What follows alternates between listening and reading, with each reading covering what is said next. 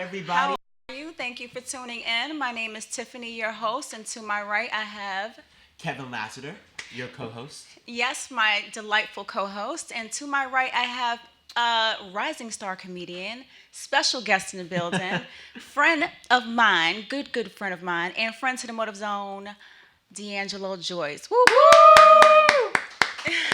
Go D. I'm going to call him D. Okay. acceptable. Welcome, and thank you for joining us today. Yeah, thanks for having me on. So, as you all know, Motive Zone fan, we give a little recap. Last week, actually, the month of September, we have been speaking about anxiety, D'Angelo. And last week, we had founder of Chip Diamond Magazine, friend to the Motive Zone, good girlfriend, Chloe Akil in the building.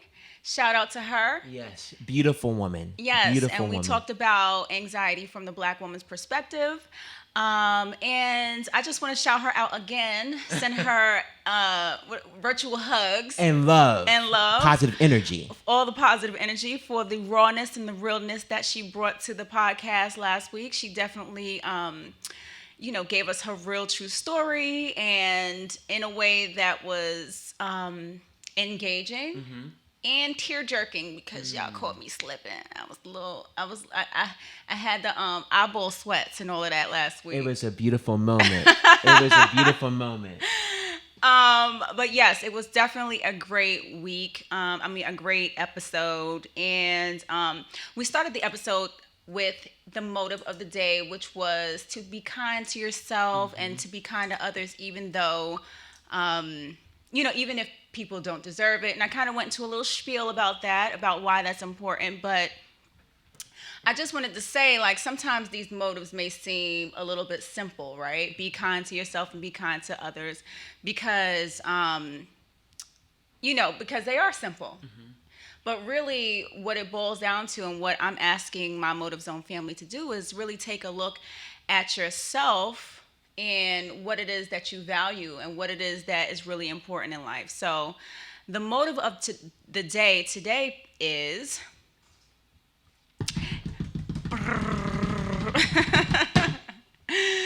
I'm asking my Motive Zone family to really ask yourself what it is that you stand for and what is important to you, what it is that it means the most to you in life. Because a lot of times we go through life and we're just operating, we're just, being the same old, walking around with our egos and not really taking accountability for what it is that we value, what our values are, who we are as human beings. And so I call that into question because I know for myself, and I'm sure that you guys have experiences too in life, where you just fumbled and stumbled, said and done many things that you may not have necessarily meant to do or wanted to do, and found yourself questioning your morality. I know that throughout my life I've done a lot of things that I'm not so proud of. And I think that when we are able to look ourselves in the mirror every day and ask ourselves who we are and what it is that we stand for, we know how to operate with a motive every day. We know how to operate with purpose and ensure that whatever our interaction is, regardless of whether it's negative or positive, we stand firm and grounded in who it is that we, who it is that we say we are, what it is that we stand for. And so, what do you guys think about that, today's motive? Ooh. Well, may I? Yes, yes, co-host. Yes. I'm sorry, everyone. D'Angelo, Tiffany, I'm just really excited about this subject. Number one, I'm a culturalist, so I love delving into one's spirituality, the origins, the narrative, their narrative. But also, I like to think of myself, what do I believe in? What do I stand for? Where does that come from? And it's been a rocky journey because a lot of that is based on the Christian faith, but I've also found solace and the faith of some of my ancestors. I know that sounds very strange, but so this is what I believe. I believe in God. I believe that we're all connected. I believe that we all come from the same source. I believe that whatever God is, God ordered that source. And because we are all connected, we have to love one another. We have to respect one another. And since we're made in the image of God, not only when you love another person, you're loving another person, but you're loving yourself, because whatever is in you is in them. Right. And you're also loving God. And when it comes down to individual faith, we all have a particular walk. I know this sounds wishy-washy, but wherever your life leads you, that's where you're meant. That's the faith that you're meant to follow. That's the faith you're meant to go on. Mm-hmm. Whatever works, whatever inspires, whatever drives you to that higher level, that connection with the divine, that's where you're meant to go. So Kevin is getting into the episode a little bit. Oh, I'm sorry. I am so sorry. No, that's okay. I'm following. We're trying. So the motive of the day is the motive of the day, right? what I think. No, you good. Right. So the reason why I chose that motive is because I feel like this world has become so far removed from what I feel like. The episode is called Socially Unfit. And the reason why I chose that title is because, number one, we're going to be talking about religion a little bit and how religion has affected the Black community, how it has affected us. But anxiety has also, religion has played a role in some of my anxieties, my social anxieties. Big time. Podcasts play a role into my anxieties. Right. And so I realized that, basically there were times where I just didn't feel like I fit in society because of what I was taught through, Christianity, but going back to the motive, and like I was saying earlier, like I feel like we have just become so far removed from that core foundational, I feel like that lesson in religion, which is basically love, that we can't seem to operate. Like when you show kindness to someone, even if they don't deserve it, people will look at you strange. Yeah. People will consider you weak. Yeah. And it's not about turning the other cheek. It's about saying, you know what, I've been through enough shit in my life where I don't have the fucking energy to exert on any kind of negativity that you're bringing to me. How about I just walk away from this and say, you know what, I'm done with that. It's like the system of karma, right? You get in what you put out. Right. And I just feel like, especially, excuse me, as I've gotten older, like I just don't exert energy towards negativity. Like I just don't have time for it. People always say, you're always so calm when some kind of tension comes my way. I just happen to get really calm. Yeah. Because first of all, let's just be real here. I have a bad temper. It can go off, okay? It can go off in a New York minute. I don't want to see that. However, I just feel like I'd rather handle myself with grace than to allow somebody else's negativity to impact or influence who I am as a person. Amen. And so, getting into the conversation of the day, let's have some real talk. Yes, Kevin. And so, real talk, I just want to ask you, DAngelo, how do you feel like, I don't know, first of all, has religion ever kind of played a role in your anxiety? That's kind of a tricky question. How much time do I have? We got a few minutes, go for it. Okay, it's kind of a tricky question because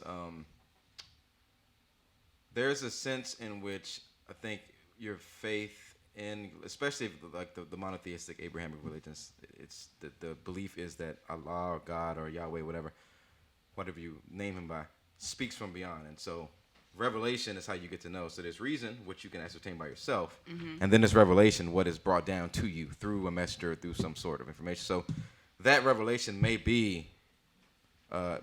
cause you or may tell you to live in a way that's counter to the current culture. And so there's going to be some anxiety in that sense because culture is always going to shift, or culture may be going a certain way. I think there's a verse in Exodus that says, well, I don't think I know, but it says, never follow a multitude to do evil. So there's a sense where culture can be going here and you're called to stand firm. There's also a sense where how you're taught faith can be done in a way where it's toxic. Yes. And so you associate what you believe God is telling you to do with how you were taught it or the abuses that came along with it. And that definitely can cause an anxiety. So, so there's a negative anxiety, and I think there's a anxiety that is good. Like there's a tension where you shouldn't be always too comfortable in whatever situation you're in. That's a Those are my good thoughts. point. That's a I good like point. I just want to touch on what he just said, what DAngelo just said for a minute, because that was actually my experience. Like I have been taught. Now, this is not a podcast where we bash anybody's religious Right. beliefs, because I don't believe in that. I'll put my notes back. Right. But I just want to put out there that through religion, okay, I have established spirituality. I learned my values in many ways. But I also, two of the negative things in which has triggered my anxiety over the years was that I learned fear and hypocrisy. And so I grew up being taught Christianity. And so I don't get me to quoting, Bible scripture, because that's just not happening, right? But, the whole concept of honor your mother and your father, and turn the other cheek, and, all of these, you reap what you sow. And so from a young age, I feel like, and I know that we're going to bring Chimamanda up, but I watched a TED Talk with Chimamanda, Ngozi Adichie, right? Yeah, I love She's her. an author, and she had a TED Talk, and she was basically talking about the dangers of a single story. Yes. And how impressionable and vulnerable we are in the face of a story, particularly as children. And so going back to my original point, I was taught Christianity in a way that made me feel fearful of doing anything wrong.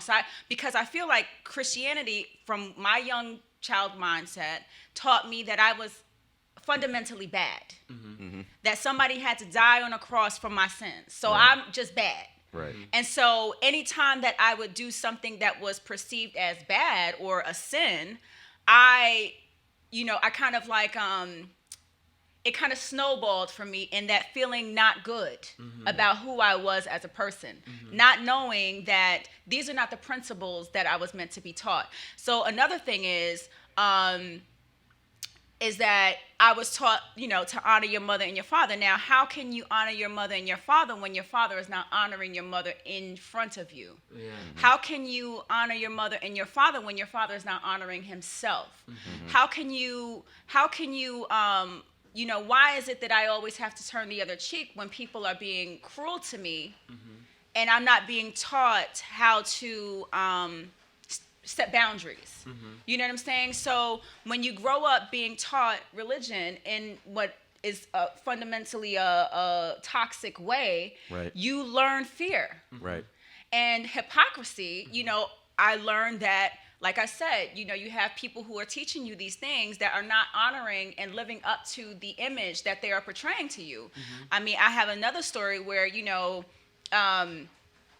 I dated someone years ago, and he was the son of a pastor, a bishop, okay? Now, long story short, the bishop told his son, we got along very well. He said to him, because I didn't grow up in church. We went to church on Easter, on holidays and stuff like that. Like but we Christmas.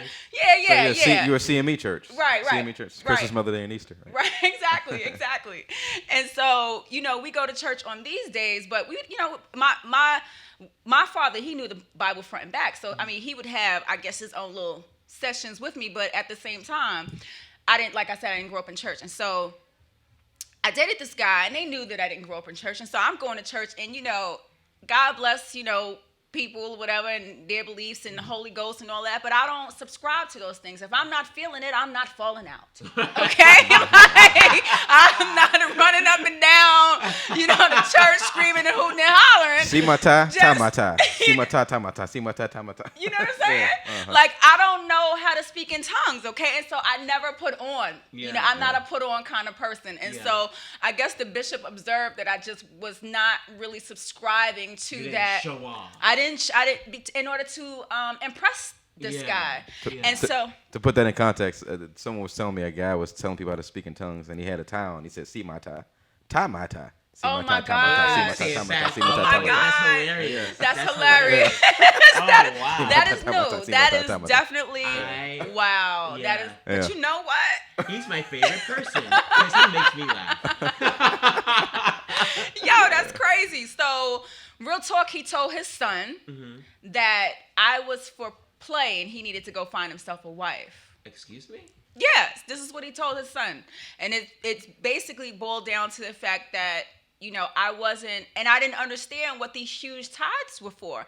Like, or these huge, like, given to the church. I didn't understand the meaning. Like, I didn't understand what it was for. And I understand the concept. It's for his Bentley. Right. Yeah. So check it out. Check it out. Funny you say that, Yeah. right? So one day, there was a time where he asked the church to donate $1,000 or something to that effect. And so, people were in the church donating $1,000. And so I think we went through a whole fast or whatever, but you had to donate that money. And you know when people know that you didn't donate that money because Right. people look at you funny. They treat you differently. So long story short, I seen the bishop roll up in a brand new Range Rover. So I'm thinking to myself, you got these people feeding you on Sundays. You got them volunteering their time to you on a regular basis, and you coming up in here showboating with a brand new Range. Now, granted, this is a single story again, and this is the dangers of a single story. So I don't know his situation. I don't know what his finances were looking like. However, that taught me some level of hypocrisy there.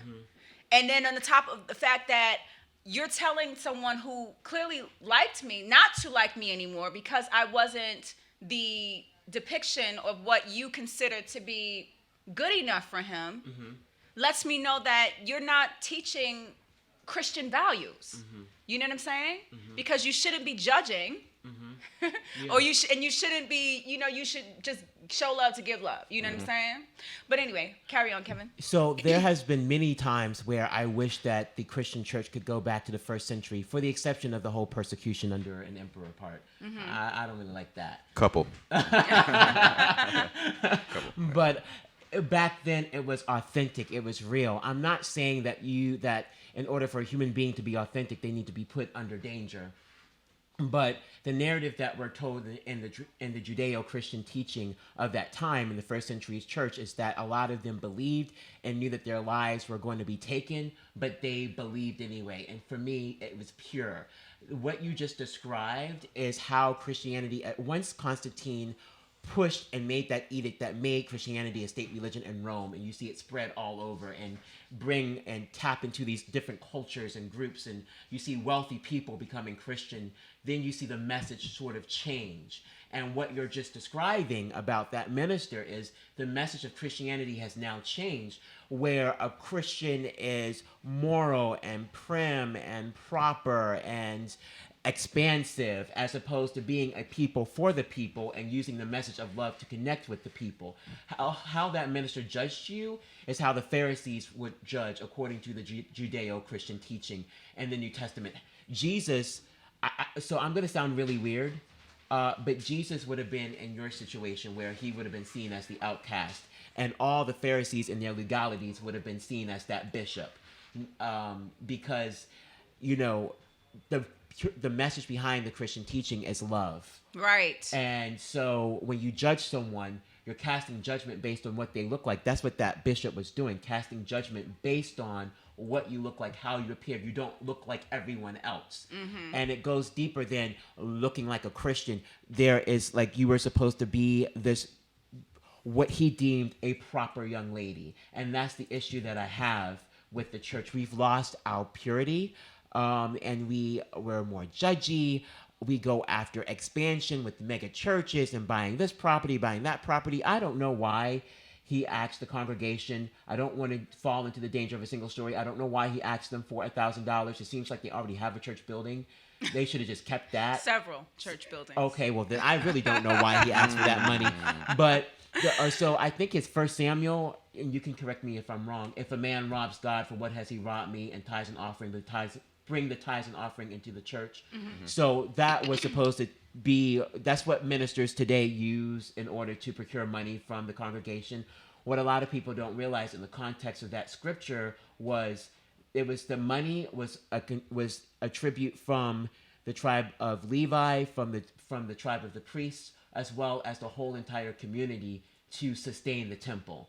It wasn't just the pastor did it, whatever. And it was one place of worship, you know. There wasn't like multiple. They weren't trying to build the Jerusalem and you know, and Antioch, you know. Right. And according to the ancient laws, they were supposed to take care of the widower, the orphan. Yes. All of that money wasn't just for the temple; it was for the community. It would have been in effect a community yeah. center. Yeah. And that's what we've lost. We've lost that touch. We're impure. We're unauthentic. And quite frankly, when I sit in church, sometimes I'm not talking about the church that I go to because I don't know. What I'm experiencing from the pastor and the bishop there is quite beautiful. But growing up, the churches that I have been to kind of turned my stomach a little bit and turned me against Christianity. And I'm not all the way there yet. I consider myself a spiritualist because, like you, I was taught to fear Muslims, gays, people outside of the Christian faith. Right. Atheists, because they were different. And it wasn't until I actually sat in the company of my brothers and sisters outside of the Christian community where I learned that was a false narrative. They're me. They just have different life perspectives. If they have a different faith, well, I am gay, so I can't say a different sexual orientation, but people are just different, and our differences make us beautiful, and it's nothing to be afraid of. I just wish that the church would just switch and go back to our pure selves. I'm sorry, that was a very long rant. No, it was not. It was great. And I was just looking for, because I had pulled up this article that, where is it? Well, it's right here, actually. I love it.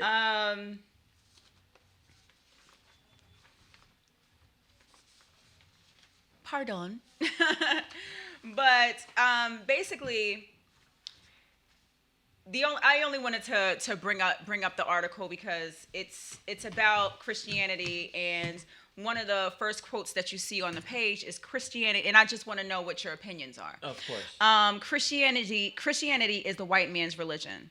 The Holy Bible in the white man's hands and his interpretations of it have been the greatest single ideological weapon for enslaving millions of non-white human beings. That was by Malcolm X. Okay, so. And so I had a question about that, and I wanted to know your take on that. Okay, so first of all, Malcolm X, besides like a prophet or someone who is in a religious text, is probably my favorite human being. Period. Of all time. So right. It's not too many things I disagree with him on. This I don't disagree with him on. I agree with him in one part, and I disagree with him in another part. He says correctly that the ideology as Christianity taught by white people is and that's one thing we could bracket off. But he also was coming out of the nation at the time, and they have a particular view, which was absolutely necessary. You gave me something earlier, but Elijah Muhammad, the Honorable Elijah Muhammad, was influential in taking the teachings of Islam and then taking what blackness was and putting it into people so that they had a dignity for themselves. However, people talk about Christianity as something that came, straight out of Europe. Out of Europe, when it came out of Palestine. Yeah. And actually before the edict that Constantine made, the first nation to actually adopt Christianity statewide was Ethiopia. Yeah. Yeah, the Coptic Church is still there. Yeah. And so that was something that, we don't always talk about the historical part of it. But I agree that as it's practiced today, there's problems because a text is interpreted, right? It's what the text says, and it's how it's interpreted by other people. And so sometimes someone would say something like, money is the root of all evil. And you just hear that. Right. But it says the love of money is the root of all evil. Yeah. But when you get a secondhand information, or not even information, if someone reads a text and then they interpret that text, that interpretation is somehow imbued into what the text means. And so sometimes you have the Europeans or the Germans and all the Europeans are the scholars. That's how you're going to start viewing it. The person, who is it? The guy who started liberation theology. You know his name? In liberation in the 60s especially. Yeah, is it Combs? Yes, it is. Combs. Yes. He said Luther, they debated all the time, is the blood of Christ, is it the actual blood, is it the actual bread? And he said they basically lived in a lofty situation, so that was the questions that they asked, whereas a slave will be asking, not is the Lord inside the bread, but is he in the slave house? Right. Yeah. Right. So where you're located kind of defines like where you're even going to be asking in the Yeah. first place. So I agree with this quote. I think after he did his Hajj, he did his pilgrimage, he had a different perspective because he was around white, black, Asian, everybody for that time he was there. And he said that opened his eyes to, that he thought in Islam, racism could be eradicated. But he's still not wrong in that it's viewed today as a dominant culture. And if I could, I just want to add one more point.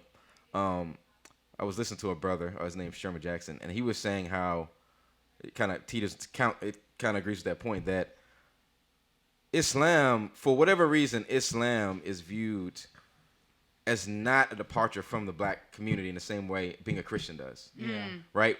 But for white and Hispanics, he was like, Islam is foreign. It's almost like you gave up your identity. And in some ways, Islam doesn't. So that just shows the kind of a tension, like Islam, maybe why in the prison system and why in the States, black people tend to find more of a home in it. And Christianity, with how recent it was with slavery, and then how it's dominated by everyone there is European.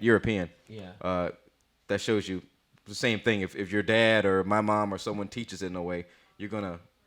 I don't know if I'm rambling on that, but you're going to. No, you're fine. You go ahead. You're going to interpret it through the lens of the person who teaches you. That's right. So when you look at it, That's like, right. okay, there's Arabs, there are Asians, there's like, Indonesia, I think it's the largest Muslim population. It's not even Afghanistan.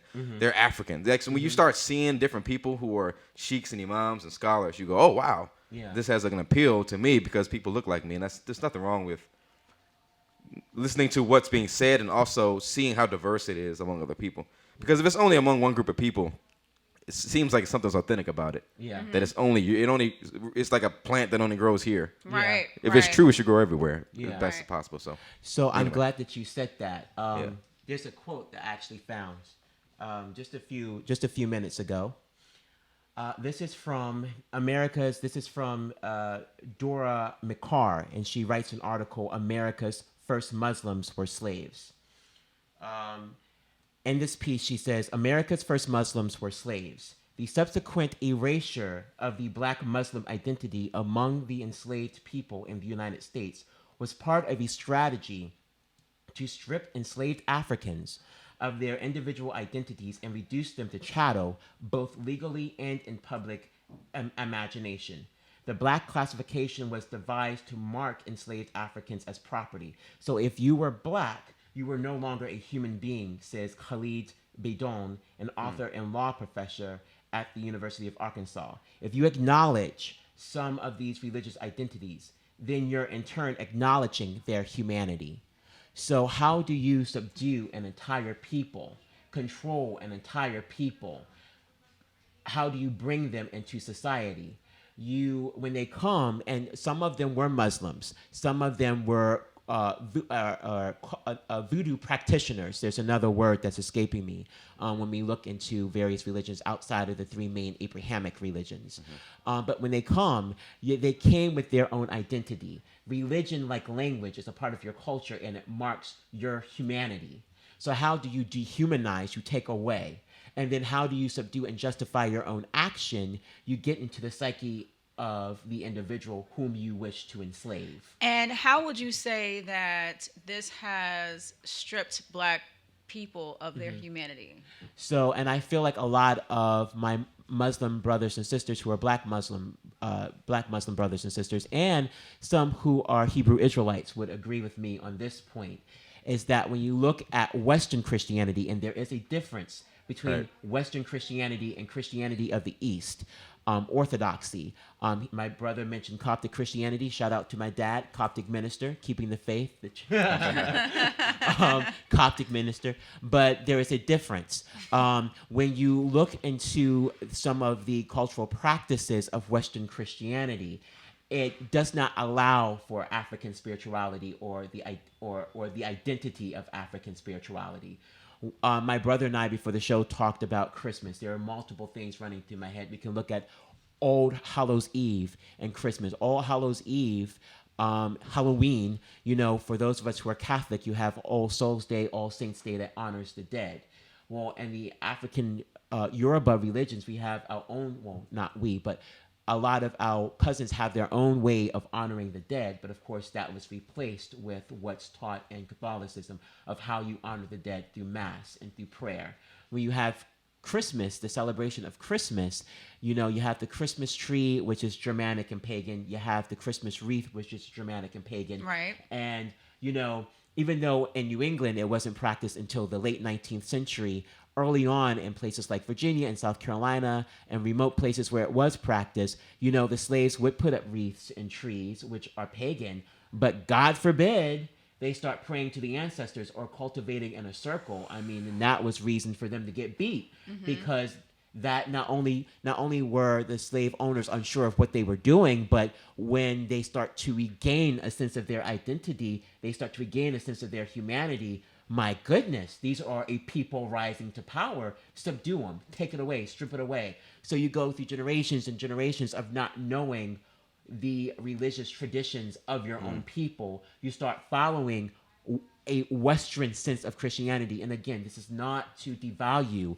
Western Christianity. Correct. This is not to erase the European influence or genetic influence that is within the African American genome. This is simply to say, no one would care if I talk about the Germanic origins of the Christmas tree and actually have a Christmas tree in my house. It would be deemed as normal.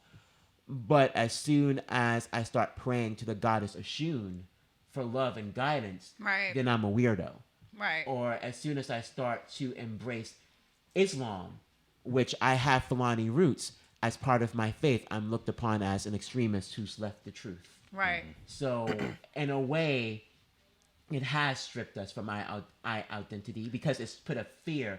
We're now fearful of going to learning about our ancient traditions, because I was, from my personal experience.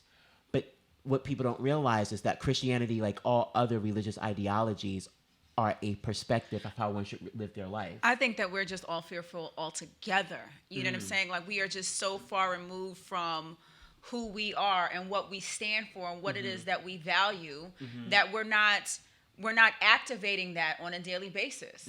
You know what I'm saying? And that it kind of, you know, spills over into our daily interactions with how we how we kind of hold ourselves in regards to what like what's the word I'm trying to look for, just our own self-worth, our own self-value. You know what I'm saying? Because we don't know what we're worth. We don't know that, you know, we don't take ownership of anything. You know, not entirely, but you understand what I'm saying. Like, we don't have ownership. We don't really show it, you know, show who we are. You know what I'm saying? And I think that it you know, religion and how it kind of spills over into like how the teachings have kind of incited some kind of social anxiety for us. We have just, it's like we try to take a few steps forward, but we're always kind of being pulled back into what society is teaching us, or what religion is, you know, for those of us who are very religious or whatever, you know, we kind of fall back into that whole mentality of, what's the word I'm looking for? Submission. You're right. It's very interesting that, and this may go into the next segment. So, of news. yes, let's go right into it. New news. Yes. So, Kevin, I know you have a couple of articles that you Yes. wanted to bring to the light. Here you go. I just want to see the name, the proper name Of okay, so. oh yes, yeah, so it's here. There we go. Association for Yes. Psychological Science. So the Association for Psychological Science. You know me, fans. I like to give you the correct article, the correct name, so you know where the source comes from. So they asked the question, why do we have religion anyway? And so it's an article put out, and it's based mostly on science. So it looks at the origin of religion, but through the lens of science, through the lens of experiments. And so the article goes on to say, you know, out of the 7 billion people we have on this earth, we have a vast number of religions. We don't know how many, but we know that they're out there. And just as many religions that are out there are the theories of why we have them. One theory is that when a long time ago, more than 10,000 years ago, when we were still hunter-gatherers. As soon as we landed or created agrarian societies, societies where we were settled, where we planted and lived with families, there was a sense of bringing in strangers or communing with strangers, the need to commune with strangers. There was a sense of, or the need to create morality or as a part of governance. Don't do this because this will happen. Don't do that because that will happen. And so one way in which we governed was through the creation of government and law. Another way of teaching the justification of our government was through religion. So don't steal the phone, or we That's didn't fine. have phones.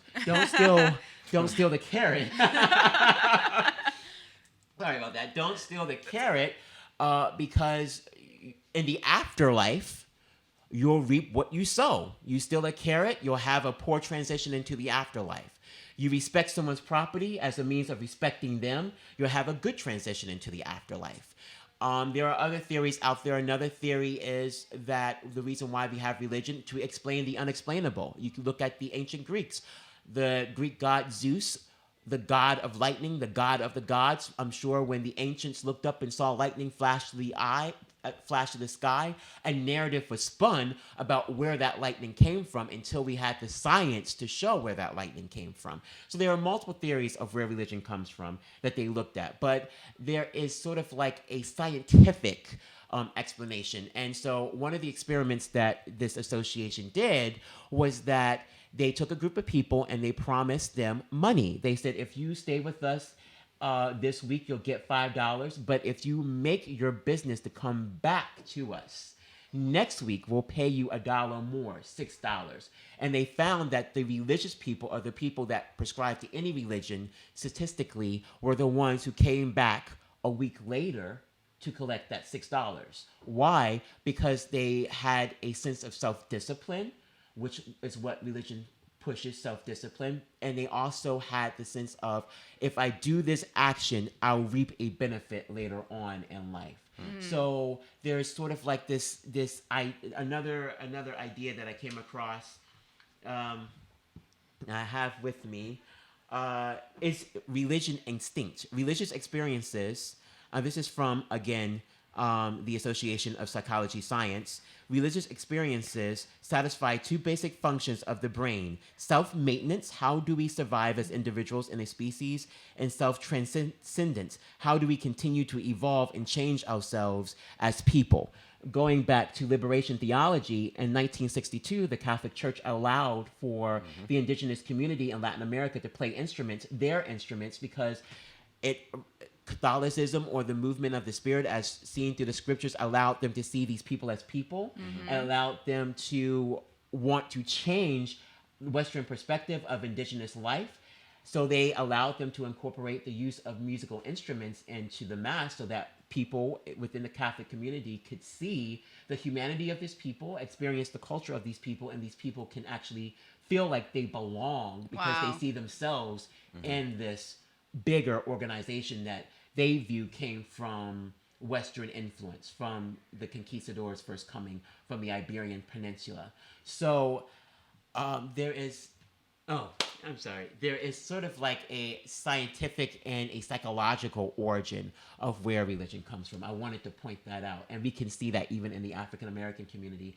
I'll let you two go on, but when you look at the African American community and the use of religion, you can go to the Gullah community. If any of you are familiar with the story or narrative of Gullah Jack, a voodoo practitioner, used voodoo to force Gullah slaves, or those who were enslaved in the Sea Islands, into rebellion, saying, if you don't do this, then I'll curse you.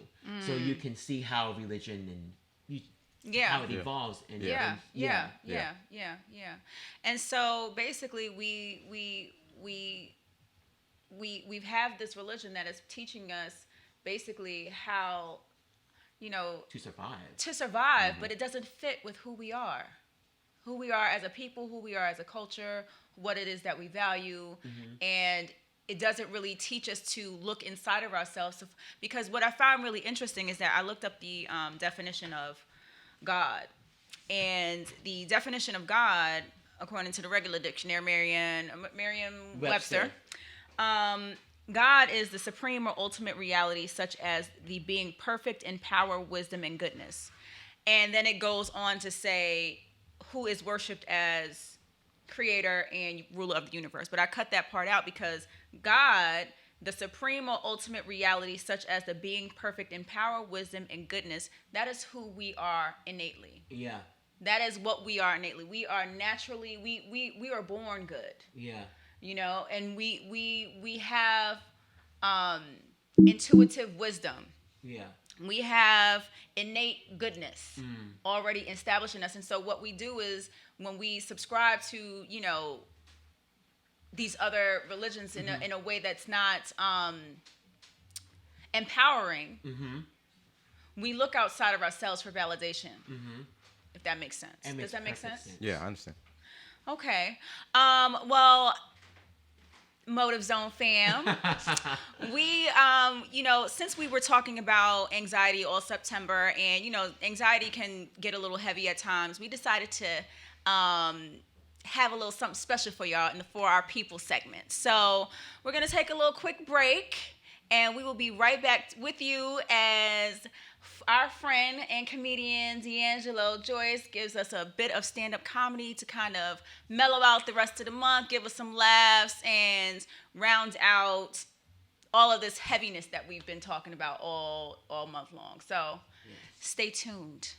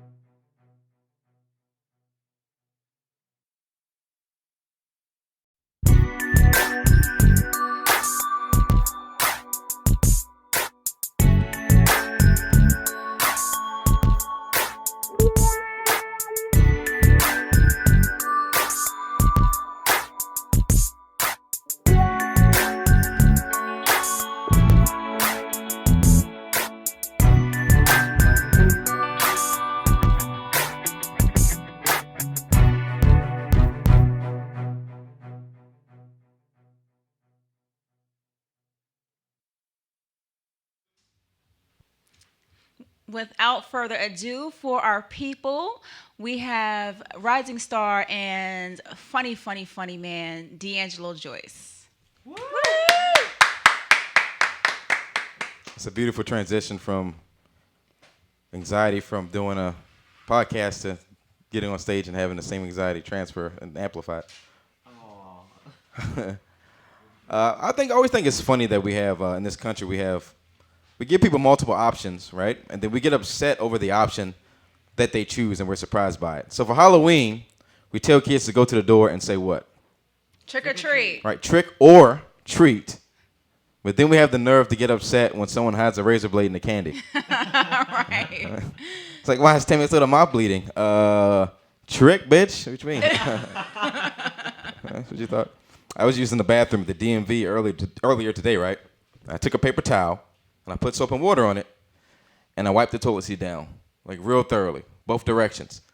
And then I put tissue on each section of the toilet, and I went to throw my paper towel away, and then somebody walked in and used my bathroom. I was like, bruh, you didn't see that prepped toilet? Like, I'm going to fight him if he didn't wash his hands. Who does that? I think y'all know who does it, though. It's the whites. Right? The whites. It was like, oh, the black guy works here. Oh, this is good. This is good service. You can't do that. I'm gonna tell you why you can't do it, and we know because everybody here is black. The bathroom was sacred because that's the only place you could lock a door without repercussions, right? Because if you locked your bedroom door, what happened was a black woman popped up and beat the shit out of you. All right. I remember watching the Rodney King beating, and I was like, damn, he got a bad report card too, didn't he? That's terrible. My mom doesn't get credit, man. My mom doesn't get credit because I know for a fact my mom invented trap music. Because every time she would beat me, she would go, nigga, didn't I tell you not to lock that fucking door? I ain't playing with you, nigga. Ain't gonna tell you esto more if you think I'm like, God damn. Ridiculous, bro. Oh, my mom was rough. We had a weird relationship, my mom and I. You know, anybody ever done coke and thought of their mother? No. I did. I actually, me and my mom used to do coke together, actually. True story, yeah. Granted, it was in the womb, so. It was in the womb. It was in the womb. It was fun, swinging on the umbilical cord, lit. Ooh, is that Hennessy? All right, nice.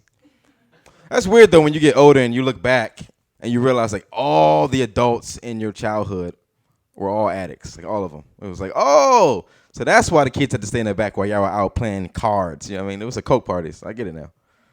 It's interesting. So I'm a bit of a nerd. You know, this is a software development shirt I got in a programming class I went to.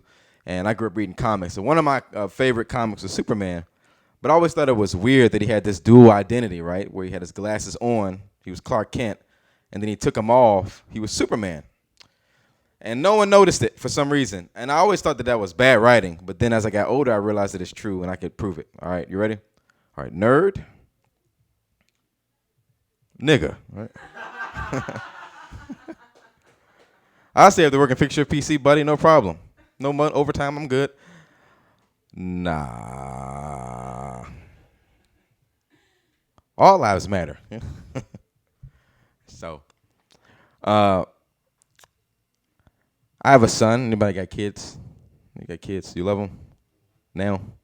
Not at first, though, right? Oh, okay. I didn't. But nah. I was like, man, why? You want to go to a mountain walk or? It was funny because now, you know, we were talking about Islam. In Islam, I acquired, I think, a more healthy view of women and humans. But before I didn't, because I know I didn't because when I was in the, true story, I was in the delivery room and she was going, I've never done drugs, and she's going through this grueling, agonizing thing of delivery. All I was thinking was, give me my baby, you know. It's like venom. I treat her like a vending machine. It was like, you know, I put the money in there, push the baby out. So anyway, he's out. I love him now. And we have this thing we do where we interact with one another, and he'll compliment me. He'll go, hey, man, I like your hair. And I go, oh, thank you, son. I like your hair, too. He'll go, I like your face. You know, cool. I like your glasses. All right, nice. And then he says, I like my pee-pee. That's weird, but by positive. But I'm like, all right, that's weird. Just keep it to yourself. Then he goes, I like your pee-pee, too. I'm like, bruh, we are in Walmart right now. The fuck is you doing, you know? There's this quote I like. It's from Bernie Mac's book. It's called Laugh Till You Never Cry Again. And in the book, he describes how he gets into comedy. He said he was about 5 years old. He was sitting on his mom's lap, and his mom was crying. He said, Mom, why you crying? She says, Beans, don't worry about it.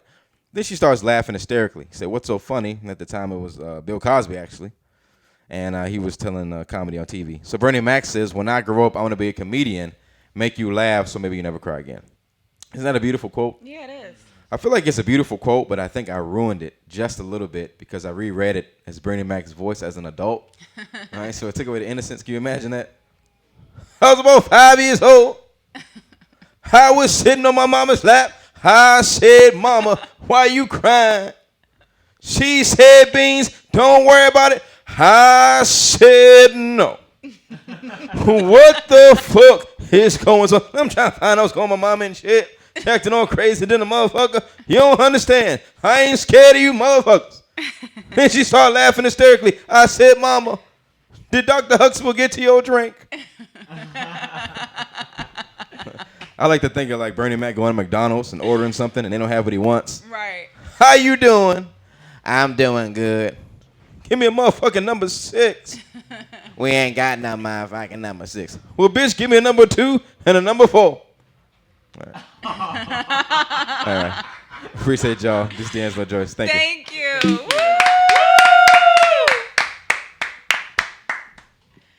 Yes, make sure y'all go to the Comedy Loft this evening at 8:00. DAngelo will be there doing some more comedy if you're in the DC area.